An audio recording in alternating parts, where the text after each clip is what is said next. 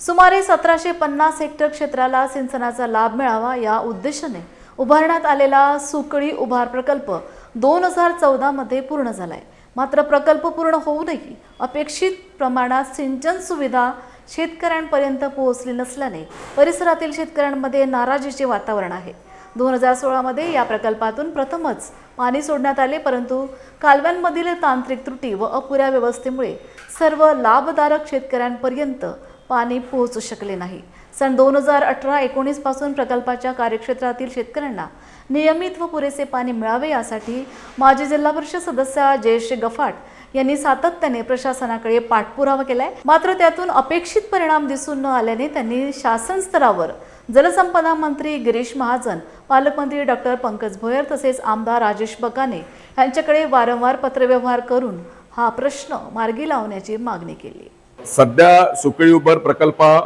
हा त्या ठिकाणी शोभेची वस्तू झाला आहे, कारण त्या प्रकल्पातून अद्यापही संपूर्ण शेतकऱ्यांना पाणी मिळत नाही आणि म्हणून या संदर्भातली मागणी माननीय आमदार राजेशजी बकाने असतील, माननीय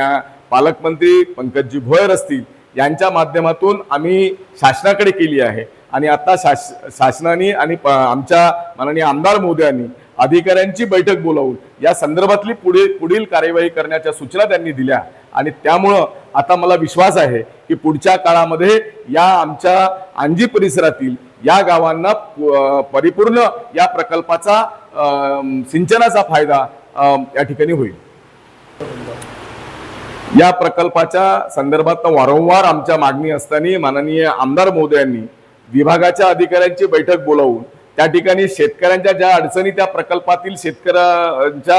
अडचणी आहे हे जाणून घेण्याचा आणि त्या प्रकल्पाची जी दुरावस्था झाली आहे त्याची पाहणी करण्यासाठी माननीय आमदार महोदयांच्या सूचनेनुसार अधिकारी आणि मी स्वतः त्यांच्या सोबत त्या प्रकल्पाच्या कॅनल स्थळावर गेलो आणि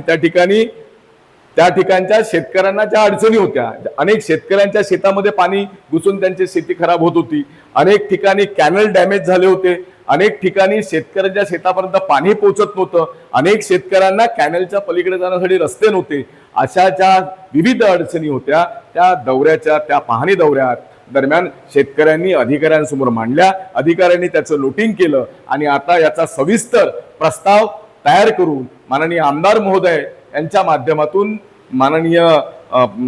गिरीश महाजन आमचे पाटबंधारे मंत्री यांच्याकडे ते सादर करणार आहे आणि पुढच्या काळात मला विश्वास आहे की पुढच्या काळात माननीय आमदार महोदयांच्या पाठपुराव्याने आमच्या भागातील शेतकऱ्यांना निश्चितपणे पाणी मिळेल।